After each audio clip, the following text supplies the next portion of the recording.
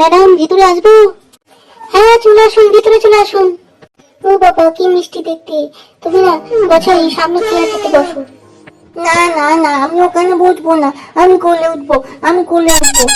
বাবা ওরকম করতে নেই বাবা, একটু বসো, ম্যাডামের সামনে একটু বসে তুমি ইন্টারভিউটা দিয়ে নাও, তারপর আবার কোলে উঠবে। আমি বাড়ি যাবো, তাহলে আমি বসবো না ওখানে একা, আমি কোলে বসবো। আচ্ছা আচ্ছা ঠিক আছে, এক কাজ করুন, আপনি ওখানে বসুন, ওকে কোলে নিয়ে বসুন, আমি তারপর কোশ্চেন করছি।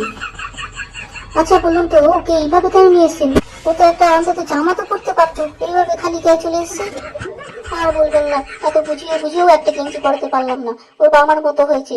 বাবার মতো কি, ওর থেকে এক কাঠি উপরে হয়েছে ম্যাডাম। ওর বাবা তো তাও একটা ফোটা ফোটা গেঞ্জি পরে, এই সেটাও পরবে না, বলে আমার নাকি খুব অসুবিধা হয় গেঞ্জি পরলে। মিস্টার ফুটো, এরপরে কিন্তু ওকে স্কুলের ড্রেস পরে আসতেই হবে, কারণ এখানে আরো বিভিন্ন রকমের বাচ্চা আসে, তো এটা কিন্তু আপনাকে ওকে অভ্যেস করাতেই হবে। উনি আপনাকে চিন্তা করতে হবে না, ওর ব্যবস্থা ঠিক আমি করে দেবো ম্যাডাম।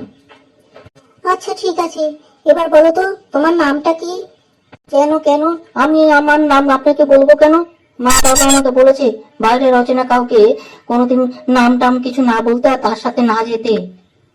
বাবা এরকম বলতে নেই বাবা, ম্যাডাম তোমাকে জিজ্ঞাসা করছে যে তুমি তোমার নামটা বলো, এখানে তোমার ইন্টারভিউ নেওয়া হচ্ছে বাবা, বলে দাও বাবা।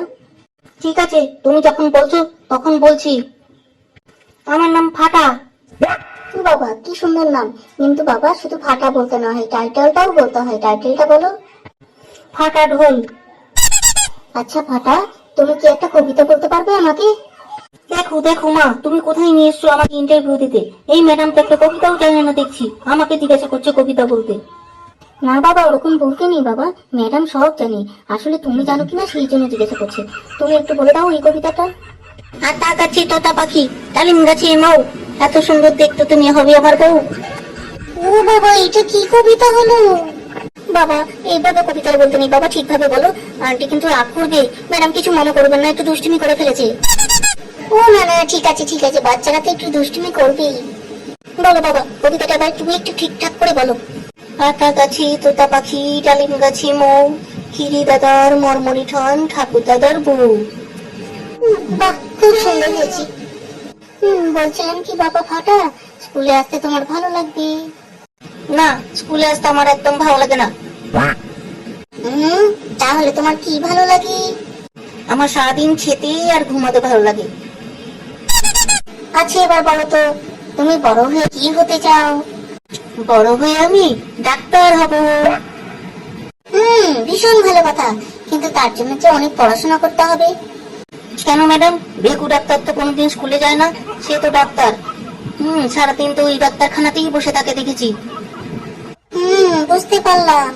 আচ্ছা তুমি যদি ডাক্তার না হয়ে আর কিছু যদি হতে চাও, তাহলে কি হতে ইচ্ছা হয় তোমার? তাহলে তো আমি নায়কই হব। ঋত্বিক রোশনকে আমার হেভি ভালো লাগে, আমি ঋত্বিক রোশনের মতো নায়ক হতে চাই। বুঝতে পারলাম। এবার বলো তো, 2 এর সাথে 2 যোগ করলে কত হয়?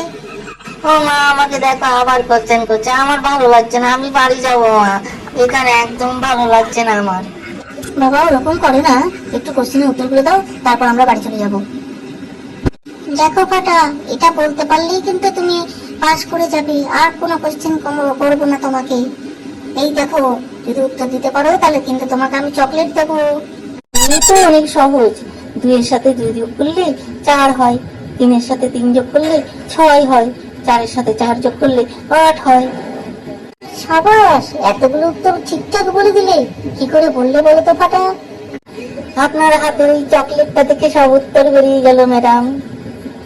শুনুন মিস্টার এন্ড মিসেস ঢোল, আপনার ছেলে ভীষণ কিউট আর খুব ইন্টেলিজেন্ট, ওকে আমরা সিলেক্ট করে নিয়েছি, সোমবার থেকে ওকে স্কুলে পাঠিয়ে দেবেন, ঠিক আছে? আর বাবা ফাটা একদম ঠিক সময় মতো বাবার সাথে স্কুলে চলে আসবে। আর মন দিয়ে লেখাপড়া করবে।